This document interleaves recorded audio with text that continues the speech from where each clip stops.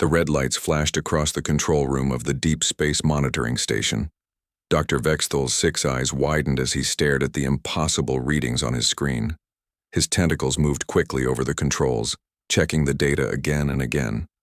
The numbers could not be real. "Computer, run full diagnostic on Sensor Array 7, he commanded in his deep voice. "Diagnostic complete. All systems functioning normally," the computer replied. Vexthal felt his heart racing. For 300 years he had studied the technology, patterns of developing worlds. Every species followed the same path. First came fire, then electricity, then basic space travel, and finally, after tens of thousands of years, quantum technology. It was the natural order of things. But the small blue planet called Earth was breaking every rule. The readings showed clear signs of quantum-fold communication. This was technology that should take at least 50,000 years to develop. Yet, according to their records, these humans had only discovered electricity 200 years ago. They barely had space stations. They still used primitive chemical rockets. Vexthal called his assistant, a young researcher named Kilnoxa. "Look at these readings and tell me what you see." Kilnoxa studied the data carefully. His expression changed from curiosity to confusion to complete shock. "Sir, this shows quantum entanglement communication. But that's impossible. The humans are still a Type 0 civilization." "That's what I thought too," Vexthal said. "But the readings are clear. Someone on that planet has achieved stable quantum communication." Meanwhile, on Earth, in a small underground laboratory beneath Sol, Taemin Park wiped sweat from his forehead. He had been working for 18 hours straight, but the excitement kept him awake. After 3 years of failures, his quantum communication device was finally working. "Jiwoo, come look at this," he called to his partner. "Jiwoo." Kim rushed over. From her computer station. She was a theoretical physicist while Taemin was an engineer. Together, they had been trying to solve the problem of instant communication across space. "The signal is holding steady," Taemin said, pointing at his screen. "We're getting clear data from the satellite beyond Pluto. The message is traveling instantly, no delay at all." Jiwoo stared at the readings. This should be impossible according to everything we know about physics. But the data doesn't lie. What they didn't know was that their breakthrough was based on a simple mistake. 3 years ago, Taemin had misread a formula in a physics paper. Instead of following the standard approach to quantum mechanics, he had accidentally created something new, something that worked better than anything the galaxy had ever seen. The quantum field they had created was stable, efficient, and required very little power. Most importantly, it worked using materials that could be found on any planet. Taemin had built the entire system using modified computer parts and some rare earth metals. Back on the monitoring station, Vexthal was preparing an emergency report to the Galactic Science Consortium. This discovery would shock the entire galaxy. In all their millions of years of recorded history, no species had ever developed quantum technology this early. "Sir, should we inform the Council of First Contact?" Kilnoxa asked.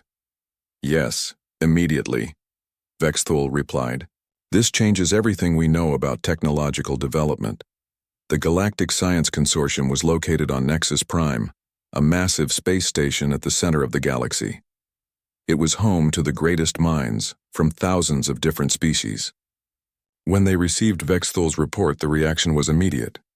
Dr. Yethsan, the head of Xenotechnology Studies, read the report 3 times before believing it. "This must be an error," she said to her colleagues. "No species develops quantum communication before achieving interstellar travel."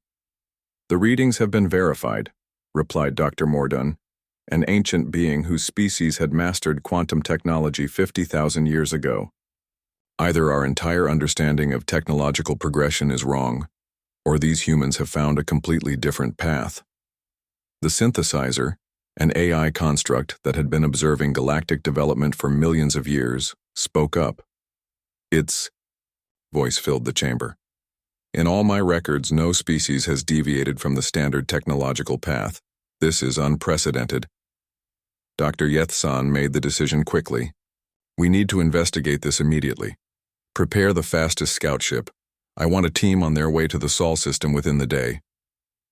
On Earth, Taemin and Jiwoo were completely unaware that their breakthrough had been detected. They were busy, testing their system and documenting their results. The mathematics behind their solution was surprisingly simple, which puzzled them both. "The formulas are so basic," Jiwoo said, reviewing their work. "Any graduate student could understand this. Why hasn't anyone thought of this approach before?" "Maybe we're just looking at the problem differently," Taemin suggested. "Sometimes, the best solutions are the simplest ones."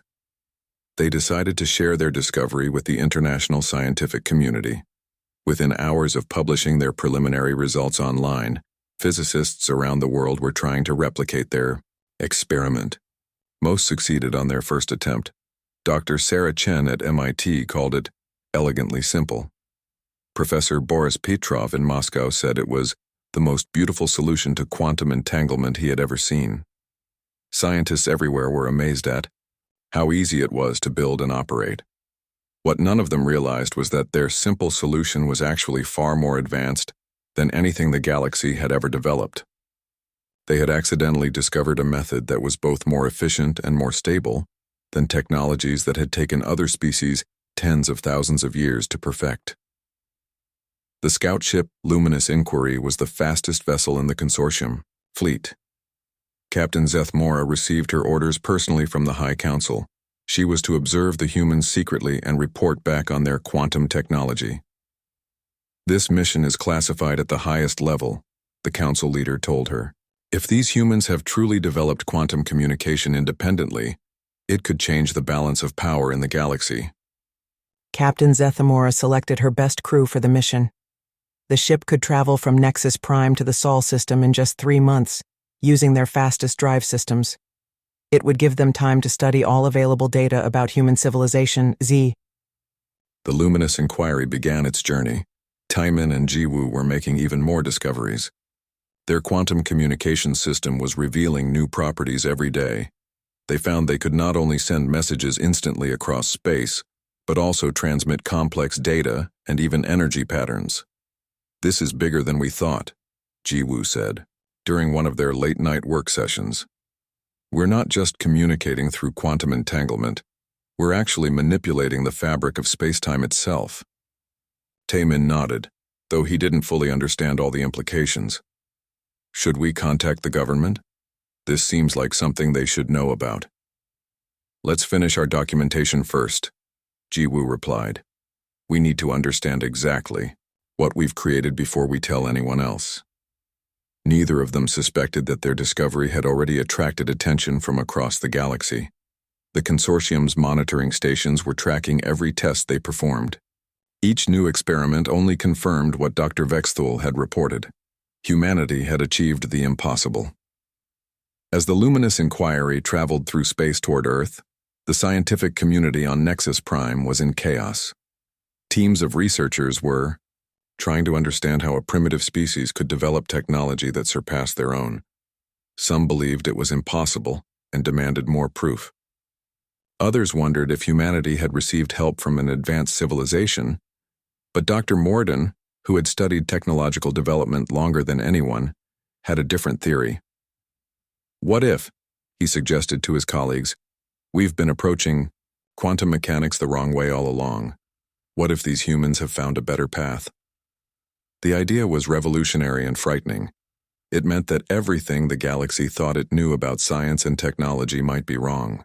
It meant that a species they had never heard of might be more advanced than civilizations that were millions of years old. On Earth, Taemin looked at his quantum communication device one more time before heading home. Tomorrow, he and Jiwoo would begin the next phase of their research. They had no idea that their work would soon bring them face to face with visitors from the stars, or that their simple discovery would change the fate of the entire galaxy. 3 months had passed since the Luminous Inquiry left Nexus Prime. Captain Zethmora sat in her command chair as her ship approached the outer edge of the Sol system. Her blue-scaled skin reflected the soft light from the control panels as she studied the data her crew had collected during their journey. "Captain, we're detecting multiple artificial satellites around the 4th planet," reported her science officer, Latin Veltara. The humans have spread their technology throughout their solar system faster than our models predicted. Zeth Mora nodded thoughtfully. Activate stealth systems. We'll observe them quietly before making contact. The stealth technology of the Luminous Inquiry was the best in the galaxy. It bent light and electromagnetic radiation around the ship, making it completely invisible to any known detection method. No primitive species had ever spotted a consortium scout ship. Stealth systems active, Captain, the tactical officer announced. We are now invisible to all sensor types. On Earth, in a heavily secured building in Seoul, Sujin Lee was monitoring her screens when something caught her attention. She was the head of the newly formed Quantum Communications Defense Initiative, a secret government program built around Taemin and Jiwoo's discovery. The quantum detection array that her team had built was showing an unusual reading. Something was disturbing the quantum field around Earth, something big. Jin-Ho, come look at this, she called to her assistant. We're getting some strange readings from the outer solar system. Jin-Ho Bei hurried over to her station. He was young but brilliant, one of the few people who fully understood how their quantum detection system worked. That signature doesn't match any known satellite or space debris, he said after studying the data. Sujin felt a chill run down her spine. Run a full analysis. I want to know what's out there. Unknown to them, they had just done something impossible. They had detected a fully cloaked alien spacecraft using technology that shouldn't exist. Aboard the Luminous Inquiry, alarms suddenly started blaring throughout the ship. Lieutenant Veltara stared at her instruments in disbelief. Captain, we're being scanned. Someone is detecting us through our stealth field. Captain Zeth Mora jumped to her feet. That's impossible. Our stealth technology has never been penetrated by a pre-contact species. The scans are coming from the third planet, from the area where we detected the strongest quantum signatures, Veltara reported. Zeth Mora made a quick decision. Take us out of stealth. If they can detect us anyway, there's no point in hiding. Prepare for first contact protocols. Back on Earth, Sujin watched as something huge suddenly appeared on her screens. The object was larger than any spacecraft humans had ever built, and it was clearly artificial.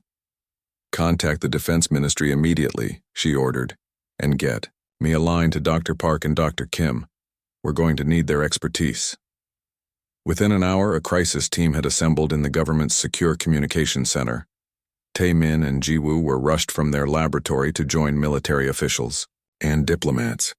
Among them was Hyunwoo Choi, South Korea's top diplomat and expert in international relations. Dr. Park, Dr. Kim, Hyunwoo said as they entered the room, we need to understand exactly what your technology can do. We may be dealing with visitors from another world.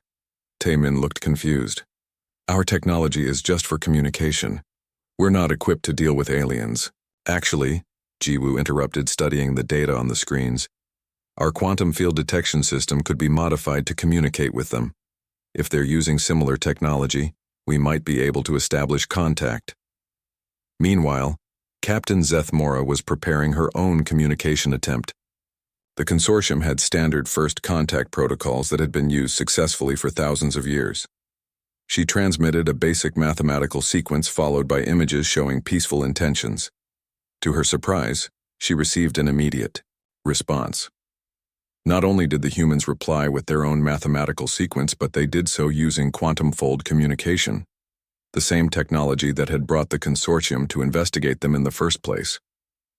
Captain, Lieutenant Veltara said, their response time was instantaneous. They're using quantum communication for real-time contact. Zeth Mora was amazed. Most species took weeks or months to understand consortium communication protocols. The humans had responded in minutes and were using technology that most civilizations didn't develop for tens of thousands of years. The first actual conversation took place 6 hours later. Hyunwoo Choi spoke for humanity, while Captain Zeth Mora represented the Galactic Science Consortium. The translation was handled by AI systems on both sides. Greetings from the planet Earth, Hyunwoo said into the quantum communicator that Taemin had quickly modified for long-range contact. We welcome peaceful contact with your civilization. Greetings, humans of Earth, Captain Zeth Mora replied. I am Captain Zethmora of the Galactic Science Consortium. We have come to your world because of reports of advanced quantum technology. We are very interested in speaking with your quantum technology creators. Hyunwoo looked at Taemin and Jiwoo, who were sitting nearby. The creators of our quantum technology are here with us. Dr. Park and Dr. Kim developed our communication systems. There was a long pause before Captain Zethmora replied. Your quantum technology creators? They developed this technology themselves, without outside assistance? Yes, Hyunwoo confirmed. Dr. Park and Dr. Kim created their quantum communication system in their private laboratory. It took them about 3 years to perfect. Another long pause. When Captain Zethmora spoke again, her voice sounded strained. 3 years? And they did this using only resources available on your planet? That's correct, Jiwoo said, speaking directly into the communicator. We used mostly standard electronic components and some rare earth metals. The mathematics are actually quite simple once you approach the problem from the right angle. Aboard the Luminous Inquiry, Captain Zethmora was having trouble believing what she was hearing. 3 years to develop quantum communication using primitive materials and simple mathematics? Her own species had taken 20,000 years to achieve the same breakthrough. Dr. Kim, she said carefully, would you be willing to share the mathematical principles behind your technology? For scientific purposes, of course. Jiwoo looked at Taemin and Hyunwoo. They nodded. Of course, she said. Science should be shared for the benefit of everyone. What followed was the most shocking conversation in galactic history. As Jiwoo explained the mathematical foundation of their quantum communication system, the alien scientists listening could hardly believe what they were hearing. The human approach was not just different from galactic standard methods. It was better. Where consortium technology required massive amounts of energy and exotic materials, the human method was elegant and efficient. Where galactic quantum systems were fragile and required constant maintenance, the human version was stable and self-correcting. Dr. Kim, Captain Zethmora said after Jiwoo finished her explanation, your mathematical approach to quantum field manipulation, has anyone else in your scientific community adopted these methods? Oh yes, Jiwoo replied. Once we published our results, scientists all over the world were able to replicate our experiments. Most of them succeeded on their first try. The mathematics really are quite straightforward. Captain Zethmora felt dizzy. An entire planet of beings who could master quantum technology on their first attempt? This was beyond anything in consortium records. Captain Zethmora, Hyunwoo said, we would very much like to learn about your civilization and the galaxy beyond our solar system. Would it be possible to arrange a more formal meeting? Zethmora knew she was facing a decision that would change galactic history. These humans had technology that could revolutionize everything the consortium thought it knew about science. They needed to be brought to Nexus Prime immediately. Dr. Park, Dr. Kim, Minister Choi, she said formally. On behalf of the Galactic Science Consortium, I invite you to visit our headquarters at Nexus Prime. Your discoveries have implications that reach far beyond your world. Taemin looked nervous. You want us to leave Earth? To travel to another star system? Our quantum communication technology can create a stable transport field, Captain Zethmora explained. You would be safely transported to our ship and then to Nexus Prime. The journey would take several weeks, but you would be our honored guests. Hyunwoo looked at his two scientists. The decision is yours, he said. But this could be the most important scientific exchange in human history. Taemin and Jiwoo looked at each other. They had started this project hoping to solve a simple communication problem. Now they were being invited to represent humanity to an entire galaxy of alien civilizations. We'll go, Jiwoo said finally. But we want to bring some of our equipment and data. If we're going to represent human science, we should do it properly. Of course, Captain Zethmora agreed. Bring whatever you need. The galaxy is very eager to meet you. As preparations began for humanity's first interstellar journey, neither the humans nor the aliens fully understood what they were setting in motion. The simple discovery made in a basement laboratory in Seoul was about to shake the foundations of galactic civilization.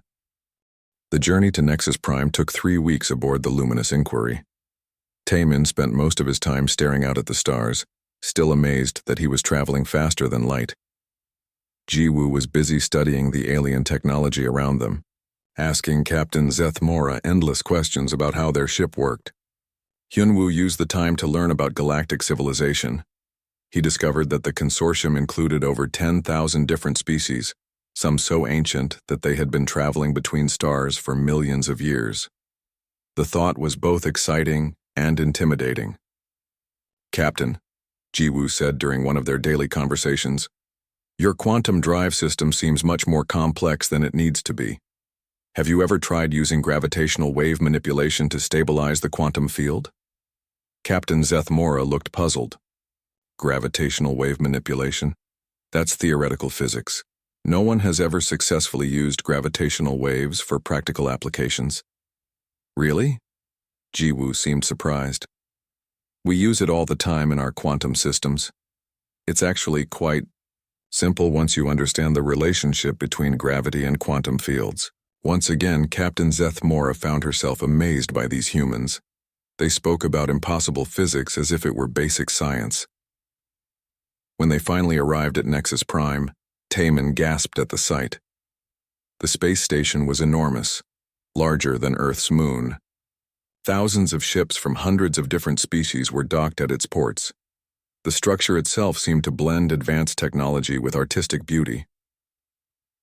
"Welcome to the center of galactic civilization," Captain Zethmora said proudly. The human delegation was escorted to the main science complex, where the greatest minds in the galaxy were waiting to meet them. Dr. Vexthol, who had first detected their quantum signals, was there along with hundreds of other scientists. But the being that impressed the humans most was the synthesizer, an artificial intelligence that had been studying galactic development for millions of years. It appeared as a shimmering column of light that could take any shape it chose. "Welcome, humans," the synthesizer said, in a voice that seemed to come from everywhere at once. "Your arrival has caused quite a stir in our scientific community." Dr. Yethsan, the head of Xenotechnology Studies, stepped forward. "Dr. Park, Dr. Kim, we are very eager to understand your quantum technology. According to our models, your species should not have been able to develop this for another 50,000 years. 50,000 years? Taemin looked shocked. But the mathematics are so simple. Any engineering student could build a basic quantum communicator with the right materials. A murmur went through the assembled scientists. Dr. Mordun, one of the oldest beings present, spoke up. "Young human, my species has been working on quantum technology for over 100,000 years. We have never found anything simple about it." Minji Han, a young mathematician who had joined the delegation at the last minute, stepped forward. She had been quiet during most of the journey, but now she looked excited. "May I see your quantum field equations?" she asked politely. Dr. Yethsan gestured, and a holographic display appeared showing the consortium's standard quantum mathematics. Minji studied the equations for several minutes, her expression growing more puzzled. "I think I see the problem," she said finally. "You're approaching quantum entanglement from the wrong direction. You're trying to force particles into specific states instead of letting them find their natural resonance." "Natural resonance?" Dr. Mordun asked. "What do you mean?" Minji looked around for something to demonstrate with. She picked up a small crystal from Dr. Yethsan's desk. "Watch this," she said, and began running calculations on her portable computer. Within minutes, she had created a small quantum field that made the crystal hover and glow. The assembled scientists stared in amazement. "How did you do that so quickly?" Dr. Vexthol asked. "That should require massive computational resources and exotic matter. Not if you work with quantum mechanics instead of against it," Minji explained. "The universe wants particles to be entangled. You just have to show them the right path." Dr. Seung-ho Nam, Earth's lead quantum theorist, joined the demonstration. He had brought several pieces of human quantum equipment with him. "Would you like to see our standard quantum communication setup?" he asked. When the humans began assembling their equipment, the alien scientists couldn't believe what they were seeing. The human device was small, simple, and made from materials that could be found on any inhabited planet. Yet when they activated it, It immediately connected with quantum networks across the galaxy. "This is impossible," Dr. Yethsan whispered. "Your device is establishing stable quantum links with systems that are thousands of light years away." "Actually," Xiong-Ho said, "distance doesn't matter much in quantum space. Once you establish proper entanglement, location becomes somewhat irrelevant." The synthesizer, who had been silent throughout the demonstration, suddenly spoke. "Humans, may I examine your mathematical framework in detail? I believe you may have discovered something that we have missed for millions of years." For the next several hours, the human scientists shared their knowledge with the galactic community. They showed how they approached quantum mechanics, how they solved field stability problems, and how they created exotic matter effects using simple gravitational manipulation. With each explanation, the alien scientists became more amazed and more confused. The human methods were not just different from their own, they were fundamentally superior in almost every way. "Dr. Kim," Dr. Morden said during a break in the presentations, "your gravitational wave manipulation technique. How long did it take your species to develop this?" "About 6 months, Jiwoo replied. "Once Taemin and I figured out the basic principles, it was just a matter of building the right equipment." Dr. Morden sat down heavily. His species had been trying to achieve practical gravitational wave manipulation for tens of thousands of years. The humans had done it in 6 months as a side project. Yejin, a materials scientist who had joined the delegation, was showing the aliens how humans created stable quantum fields using modified graphene structures. "We discovered that carbon lattices are naturally suited for quantum resonance," she explained. "You just have to arrange them in the right pattern." Dr. Vexthal examined the graphene samples carefully. "Carbon structures. We dismissed these as too simple centuries ago. We thought quantum fields required exotic matter." "Exotic matter is useful," Yejin agreed, "but it's not necessary for basic quantum operations. You can achieve most of the same effects using properly configured ordinary matter." The breakthrough moment came when Do-hyun Ryu, a young engineering student who had come along to help with equipment, accidentally solved one of the galaxy's oldest physics problems. The aliens had been struggling for 10,000 years with the question of how to stabilize quantum fields in high-gravity environments. Their best solutions required enormous amounts of energy and complex exotic matter constructions. Do-hyun was helping to set up a demonstration when he noticed that the alien equipment was having trouble with quantum field stability. "Oh, that's easy to fix," he said casually. "You just need to account for gravitational time dilation in your field equations." He made a few quick adjustments to their system using principles he had learned in his undergraduate physics classes. The result was immediate and dramatic. The alien quantum field became perfectly stable and required 90% less energy to maintain. The room fell completely silent. Dr. Morden stared at Do-hyun in amazement.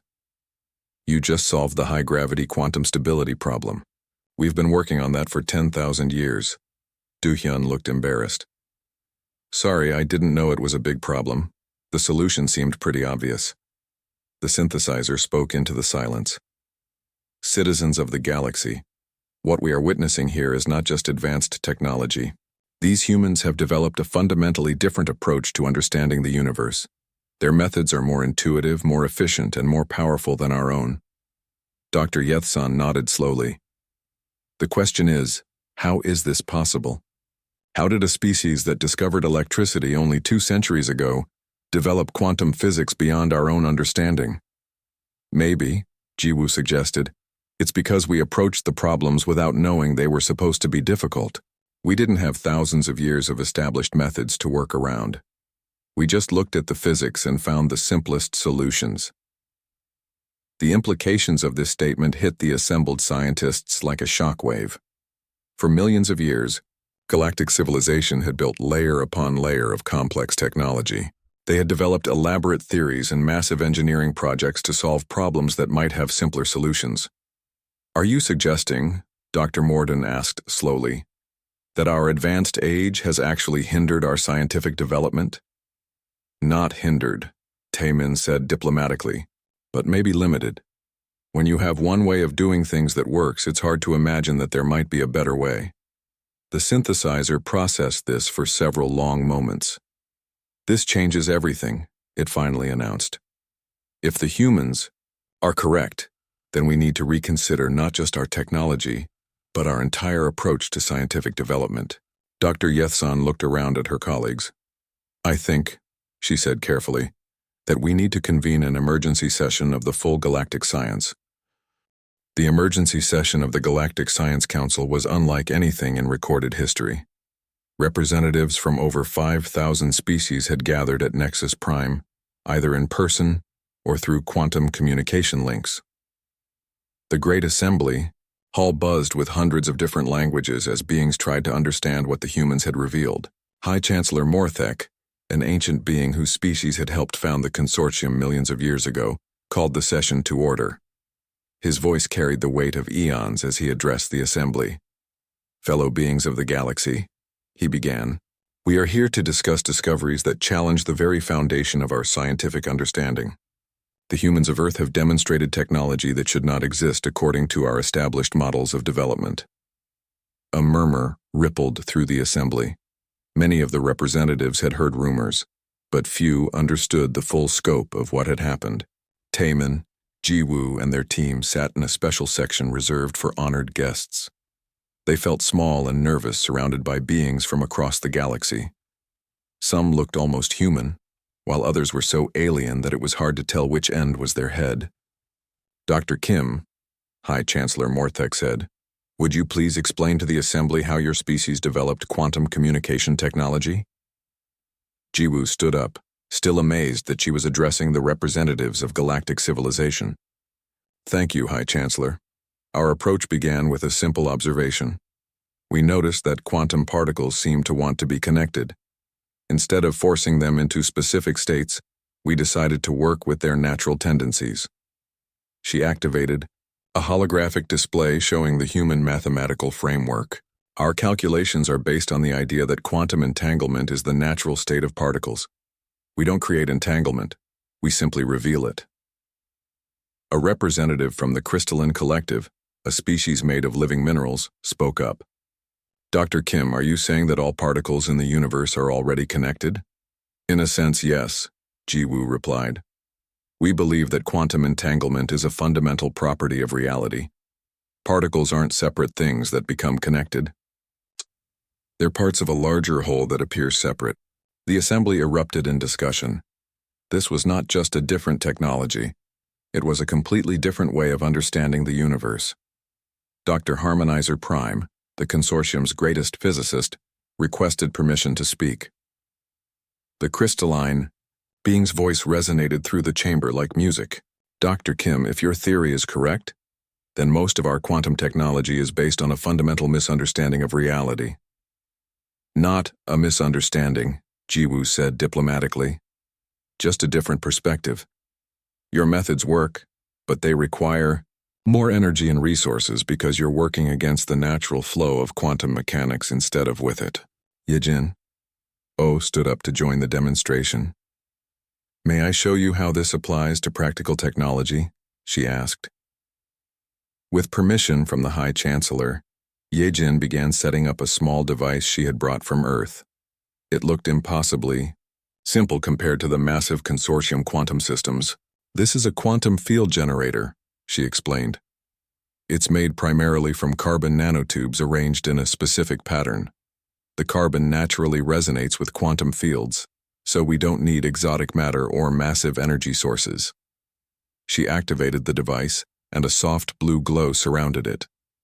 Sensors throughout the assembly hall began detecting quantum field activity that matched the output of systems 1,000 times larger. How much power does that require? Asked a representative from the Metallic Federation. About as much as a small household appliance on Earth, Yejin replied. The carbon lattice channels and amplifies the natural quantum resonance. The silence in the assembly hall was profound. Beings who had spent thousands of years developing quantum technology stared at a device the size of a briefcase that outperformed their greatest achievements. Do-hyun Ryu, who had been quietly working on his tablet, looked up nervously. Excuse me, he said in a small voice. I've been analyzing the consortium's quantum drive systems during this meeting. I think there might be a way to make them much more efficient. High Chancellor Morthek gestured for him to continue. Your ships use forced quantum tunneling to move through space, Do-hyun explained. But if you added gravitational wave modulation to your field generators, you could reduce energy consumption by about 95% and increase speed by a factor of 10. The representatives from the spacefaring species looked shocked. Captain Zethmora, who was attending the session, spoke up. That's impossible. Our drive systems are the result of millions of years of development. I don't think they're wrong, Do-hyun said politely. I think they could just be improved. Would you like me to show you the calculations? For the next hour, the young engineering student presented modifications to galactic technology that seemed to solve problems that had puzzled scientists for millennia. Each solution was elegant, simple, and obvious once explained. Dr. Shung Ho Nam addressed the growing amazement in the assembly. I think the key difference in our approach is that we don't see quantum mechanics as something to be conquered or controlled. We see it as something to be understood and worked with, like a dance partner instead of an opponent, added Min Ji-han. The synthesizer, who had been analyzing everything the humans said, spoke up. Fellow beings, I have been processing the human approach to quantum mechanics. Their methods are not just more efficient, they suggest that reality itself operates differently than we have assumed. What do you mean? Asked High Chancellor Morthek. The humans treat quantum entanglement as the fundamental property of the universe, the synthesizer explained. Everything else, matter, energy, space, time, are emergent properties of quantum relationships. This perspective makes their technology possible. A representative from the Energy Beings Coalition, creatures of pure electromagnetic force, flickered with excitement. If this is true, then consciousness itself might be a quantum phenomenon. We could be looking at the key to understanding awareness across all species. The implications hit the assembly like a wave. If the humans were right, then quantum mechanics wasn't just about technology, it was about the nature of existence itself. Dr. Park, High Chancellor Morthek said, when your species developed this understanding, did you realize its philosophical implications? Taemin looked embarrassed. Honestly, we were just trying to build a better communication system. We didn't think about philosophy. We just noticed that particles seemed to work better when we treated them as connected rather than separate. Sometimes, said a wise old representative from the archive worlds, the most profound truths come from the simplest observations. The session continued for several more hours as human scientists demonstrated solution after solution to long-standing galactic problems. They showed how to create stable wormholes using quantum resonance, how to generate unlimited clean energy by tapping into quantum field fluctuations, and how to heal living tissue by correcting quantum errors in cellular structures. Each demonstration was met with amazement and disbelief. Technologies that had been theoretical for millions of years were being made real using materials and methods available to any developing civilization. The question before us, High Chancellor, Morthek finally said, is what we do with this knowledge. The human approach to science could revolutionize every aspect of galactic civilization. Dr. Yethsan stood up. I propose that we establish a new research initiative combining human intuitive methods with our computational resources and material sciences. Together we might achieve things that neither of us could accomplish alone.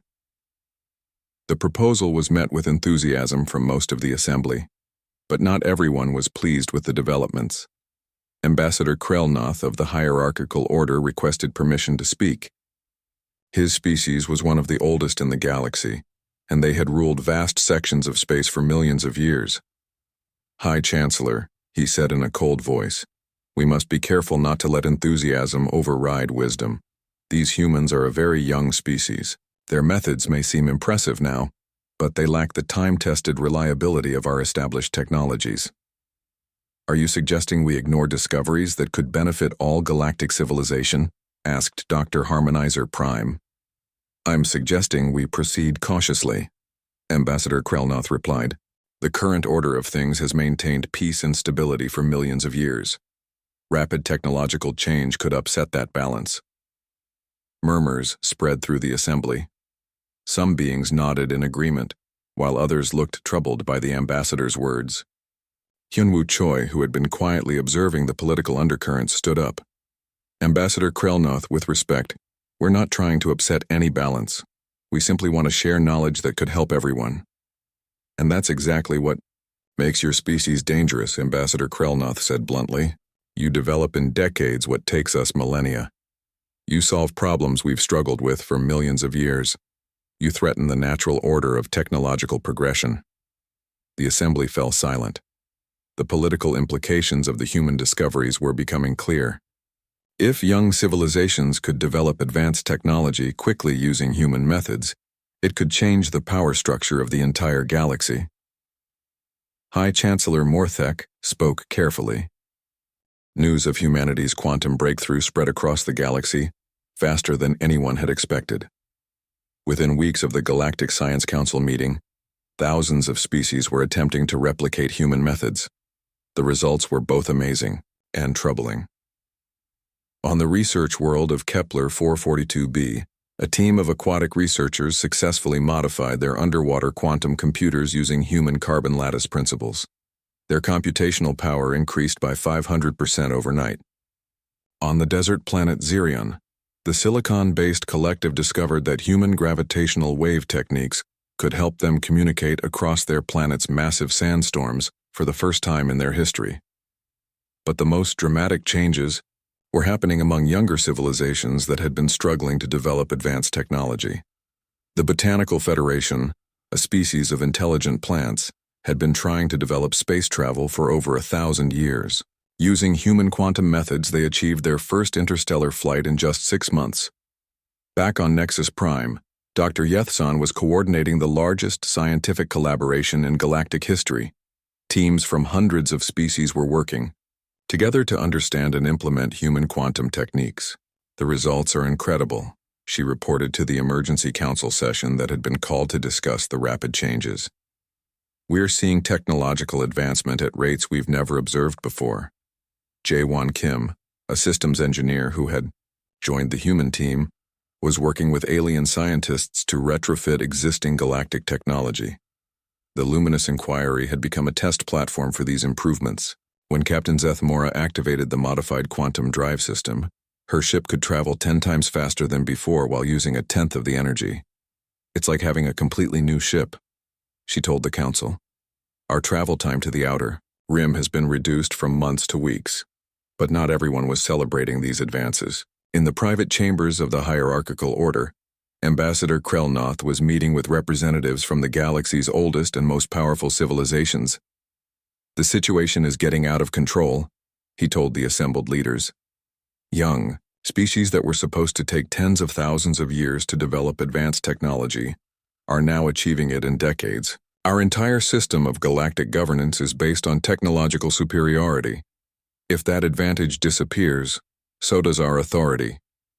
Supreme Archon Velnarok, leader of the Order, listened carefully. His species had ruled their section of the galaxy for over 10 million years. "What do you propose we do? The knowledge is already spreading.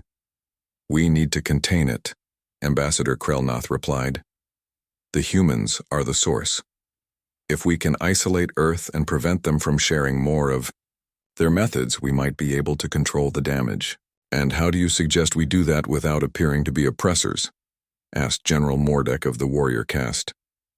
"We declare them a protected species," Ambassador Krelnoth said with a cold smile. "We quarantine their system for their own safety.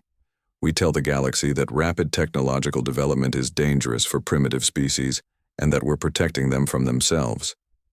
Meanwhile, on Earth, So Young Park had been appointed as humanity's chief science ambassador to the galaxy. She was coordinating with teams of scientists around the world who were making new discoveries every day. "Dr. Park," called her assistant Dong-hyun Lee as he rushed into her office. "We're getting reports from Nexus Prime that some species are developing technologies we haven't even thought of yet." So Young looked at the data streaming in from across the galaxy. "They're taking our basic principles and finding applications we never imagined. This is exactly what scientific collaboration should be." But their excitement was interrupted by an urgent message from Captain Zethmora. Dr. Park, we've received intelligence that the hierarchical order is planning to take action against Earth. They see your species as a threat to galactic stability. So Young felt a chill. What kind of action? Quarantine, Captain Zethmora replied. They want to isolate your solar system and prevent you from sharing any more technological advances. The news reached the human delegation on Nexus Prime within hours. Taiman, Jiwoo, and their team gathered in their quarters to discuss the situation. This is insane, Do-hyun said angrily. We're trying to help everyone, and they want to imprison our entire planet? It's not insane from their perspective, Hyunwoo said sadly. We've accidentally upset a power structure that has existed for millions of years. The older civilizations see us as a threat to their authority. So what do we do? Asked Minji. Do we stop sharing our discoveries? That's not an option, Jiwoo said firmly. Knowledge belongs to everyone. We can't let fear stop scientific progress. Their discussion was interrupted by an unexpected visitor.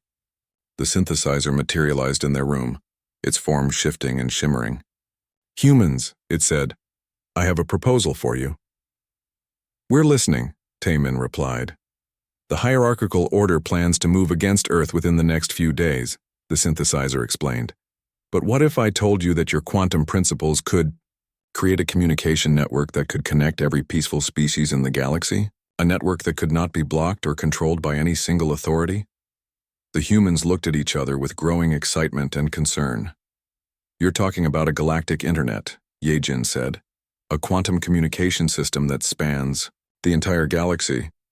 Exactly, the synthesizer replied. Such a network would make it impossible for any single group to control the flow of information or technology. It would democratize knowledge across the galaxy. But building something like that would require enormous resources, Seung-ho pointed out. Not with human methods, the synthesizer said.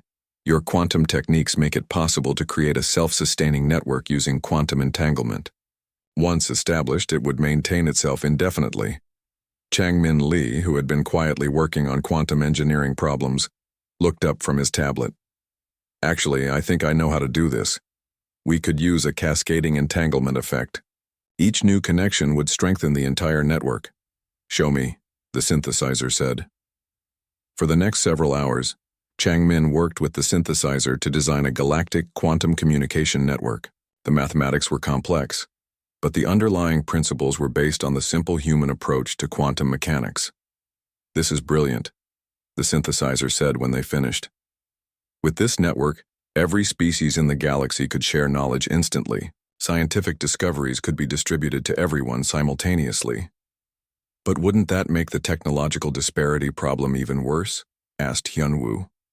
On the contrary, the synthesizer replied. If everyone has access to the same knowledge, then advancement becomes a matter of application and creativity rather than technological advantage. It levels the playing field. Meanwhile, the hierarchical order was preparing their move against Earth. A massive fleet of ships was gathering at the edge of human space, ready to establish a quarantine zone around the solar system. The fleet is in position, reported Admiral Thexkar to Ambassador Krelnoth. We can begin the quarantine operation within hours. Excellent, the ambassador replied. Once Earth is isolated, we can begin damage control. We'll tell the galaxy that the humans requested protection from outside interference while they develop their technology more carefully. But the Order had underestimated both human ingenuity and the growing support for humanity among other species. Dr. Yethsan called an emergency meeting of the Galactic Science Council. Fellow beings, she announced, we have received word that the hierarchical order plans to quarantine the human homeworld. This action would halt one of the most important scientific collaborations in galactic history. The order claims they are protecting the humans, said Dr. Harmonizer Prime. But we all know they are really protecting their own power. What can we do? Asked a representative from the Botanical Federation. The Order has the largest military force in the galaxy. We can make quarantine irrelevant, Dr. Yethsan replied.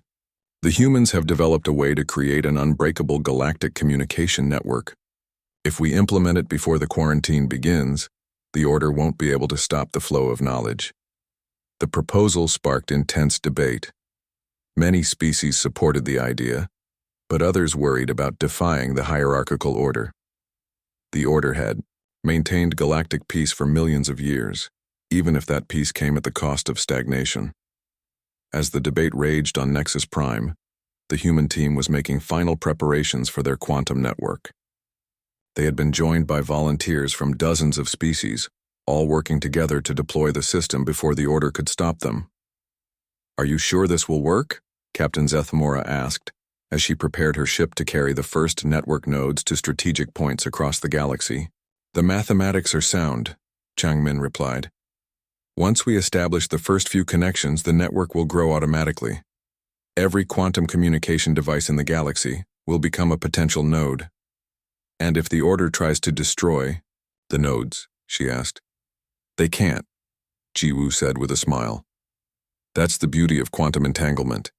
The network exists in quantum space, not physical space.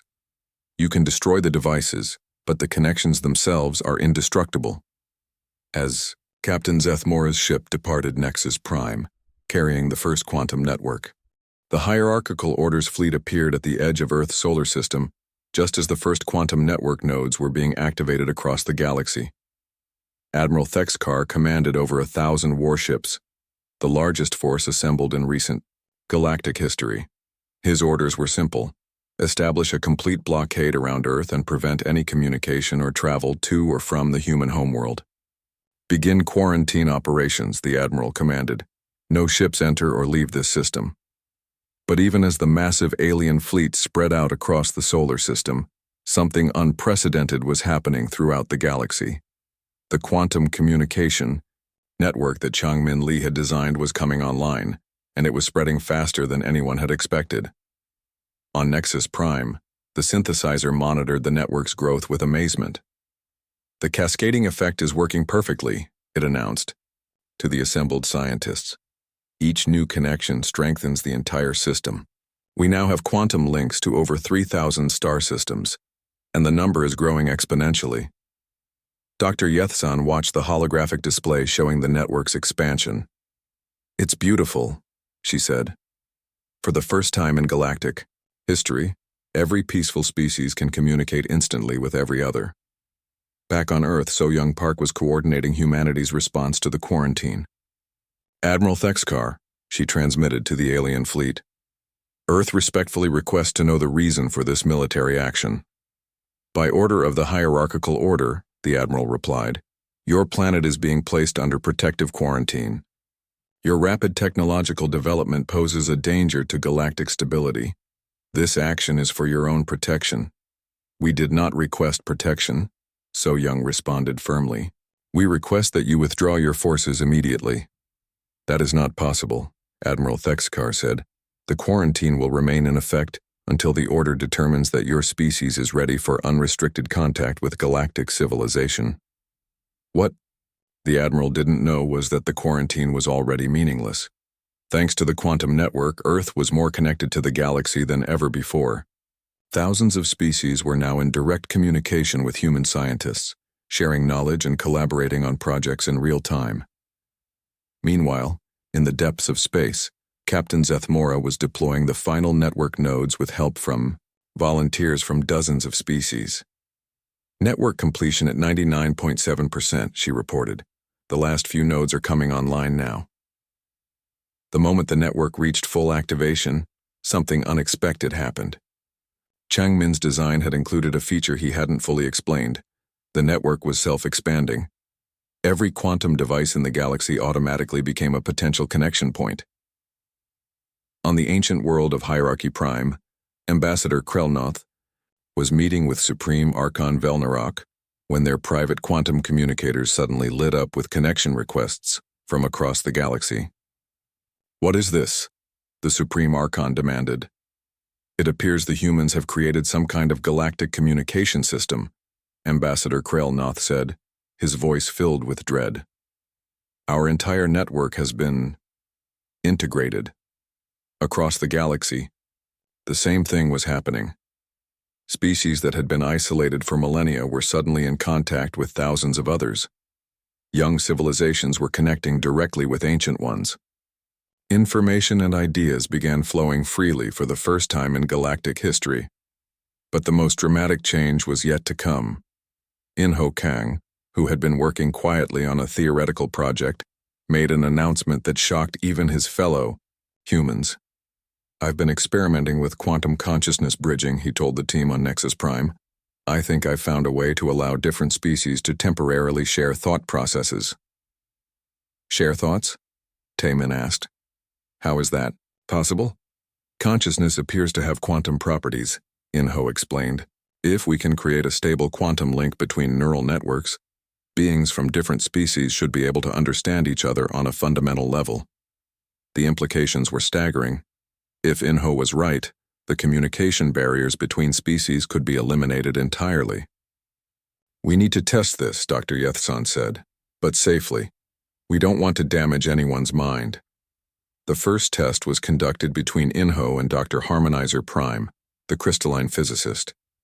The two beings could not have been more different. One a biological human, the other a living crystal formation. But when In-Ho activated his quantum consciousness bridge, something amazing happened. For a brief moment, In-Ho experienced reality as Dr. Harmonizer Prime did, seeing the universe as patterns of energy and vibration, feeling the harmony that connected all things. At the same time, Dr. Harmonizer Prime experienced human emotion and intuition, understanding for the first time what it meant to feel, rather than simply calculate. "This is incredible," Dr. Harmonizer Prime said after the connection ended. "I experienced empathy. I felt what you feel when you look at the stars, and I understood mathematics as music," In-Ho replied, tears in his eyes. "I could hear the equations singing." Word of the consciousness bridge spread through the quantum network instantly. Representatives from hundreds of species requested to experience it. Within hours, beings who had been enemies for millennia were sharing thoughts and discovering that their conflicts were based on misunderstandings. The effect on galactic politics was immediate and revolutionary. On Nexus Prime, the Galactic Assembly convened an emergency session. But this time, instead of speeches and negotiations, representatives used In-Ho's consciousness bridge to communicate directly. For the first time, the warrior caste understood the peaceful intentions of the Botanical Federation. The energy beings realized that their actions, which they saw as beautiful light displays, were actually causing pain to photosensitive species. Ancient grudges dissolved as beings experienced their conflicts from their enemies' perspectives. Even Ambassador Krelnoth was affected. When he reluctantly participated in a consciousness bridge session with a young representative from a recently contacted species, he experienced the wonder and excitement of discovery through fresh eyes. For the first time in millennia, he remembered what it felt like to learn something new. "This changes everything," he admitted to Supreme Archon Velnarok. "We can't maintain our authority when everyone can understand everyone else's point of view." The Supreme Archon himself had undergone the consciousness bridge experience with Dr. Yoonji Song, a human researcher, who had joined the effort to study its effects. Through her eyes, he had seen the joy that came from sharing knowledge rather than hoarding it.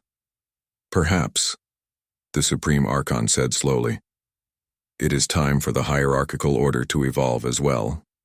The decision to end the quarantine came within days. Admiral Thexkar received new orders directly from Hierarchy Prime: withdraw all forces and establish formal diplomatic relations with Earth. The quarantine was a mistake, the Admiral announced to his fleet. The humans represent an opportunity for growth, not a threat to stability. But the changes were far from over.